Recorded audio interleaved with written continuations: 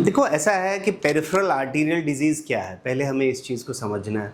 अब इंडिया के कॉन्टेक्स्ट में लैक ऑफ नॉलेज के चलते बहुत सारे पेशेंट्स पेरिफेरल आर्टीरियल डिजीज़ को अर्ली पिक नहीं करते हैं हमारी सोसाइटी में, कि स्पेशली 45, 50, 55 के बाद सबको लगता है भाई थोड़ा सा एज में हायर साइड पे हम चले गए तो टांगों में दर्द होना, कमर में दर्द होना, झुंझुना होना, तो ये ठीक है, इसके लिए हम बी कॉम्प्लेक्स की दवाई खुद ही खाते हैं, डॉक्टर के पास जाते ही नहीं।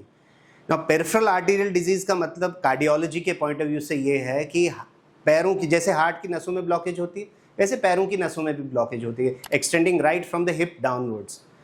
तो धीरे धीरे वहाँ पे भी ऑक्लूजन होता रहता है। ये चीज़ ज़्यादा स्मोकर्स में होती है। स्मोकर्स में पेरिफेरल आर्टीरियल डिजीज़ की पॉसिबिलिटी ज़्यादा होती है, स्पेशली वो स्मोकर्स जो बहुत ही, जिनके हाई पैक ईयर्स हैं, जो बहुत ज़्यादा स्मोकिंग करते हैं डेली बेसिस पे बहुत सालों तक।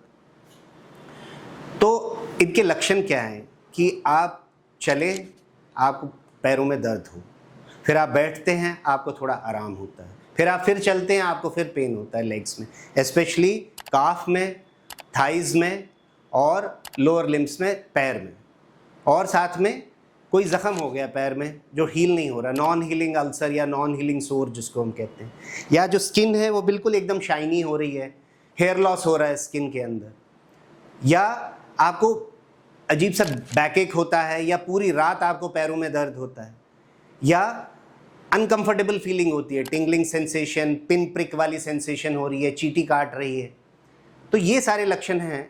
इसको हम इंटरमिटेंट क्लॉडिकेशन कहते हैं, जो ये रुक रुक के दर्द होता है पैरों में।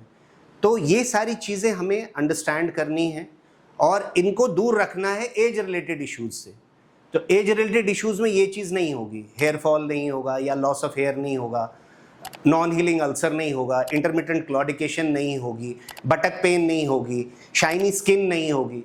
तो we should discriminate these two from each other. Thank you.